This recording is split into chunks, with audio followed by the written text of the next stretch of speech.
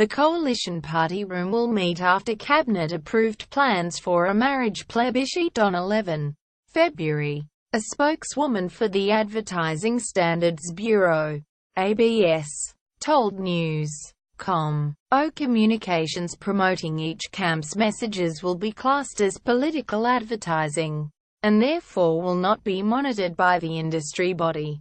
ABS CEO Fiona Jolly, however, declined to comment further on the issue, citing a lack of detail about proposed advertising, such as who ads were from and whether they will be about raising awareness or taking particular sides of the debate. If the campaigns were to be classed as political advertising, there would be no legal requirement for content of the ads to be factually correct, only that they be properly authorised as outlined in the Broadcasting Services Act. That means, when a TV radio station runs political matter, it must be immediately followed by authorisation by the person responsible for approving the content and deciding it be broadcast. Though the authorisation itself, the quickly spoken message usually also written across a blank screen at the end of political campaign ads, must be authorised by the Australian Communications and Media Authority, ACMA. The authority does not have to approve the content itself. Prime Minister Malcolm Turnbull today confirmed a plebiscite on same-sex marriage will be held on February 11, pending Labor's support. Mr Turnbull said he would introduce the relevant legislation Parliament this week. The question that Australians would be asked to answer yes or no in the compulsory national poll would be, should the law be changed to allow same-sex couples to marry? Addressing media in Canberra, Special Minister of State Scott Ryan confirmed an advertising committee would be established for each camp, and $7.5 million would be provided to each yes and no committee. 5 members of Parliament, 2 provided by the government, 1 from the crossbench and 2 by the opposition, plus 5 members appointed by the Attorney General, as was the case in the 1999 Republic referendum, would make up the committees. In 1999, the budgets for the yes and no advertising committees had to be approved by the then Ministerial Committee on Government Communications, whose parallel now is the Service Delivery and Coordination Committee of Cabinet.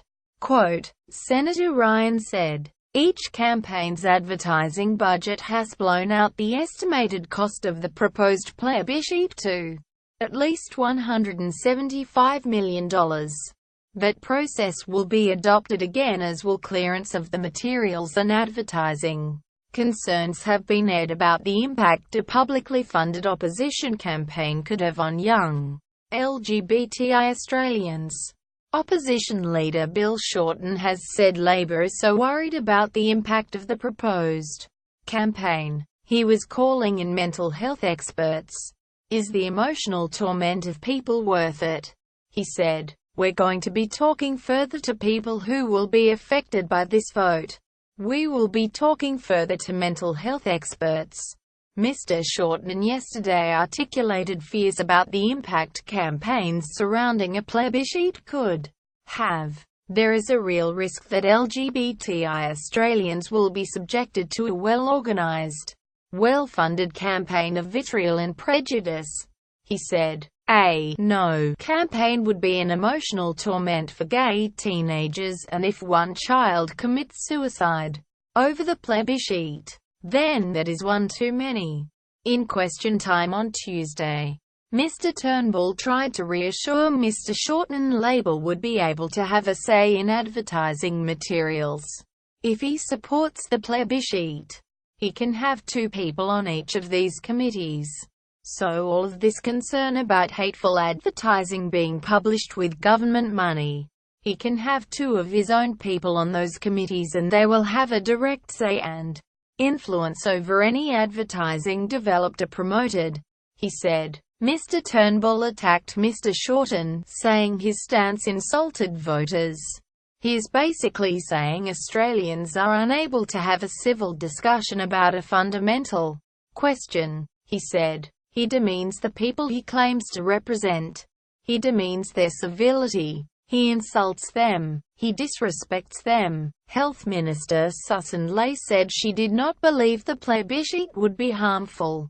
It's vital that we look after our LGBTI community, but I don't believe that a respectful plebiscite is going to put them in harm's way, she told reporters in Canberra. Earlier this year, Mr. Turnbull said he would consider extending truth in advertising laws to cover political advertising. This was prompted by Labor's Medicare campaign, in which he accused the opposition of peddling an outrageous falsehood. When asked if he would extend truth in advertising laws during an ABC interview in July, Mr. Turnbull said, "We are going to have a very close look at a whole range of issues associated with this election."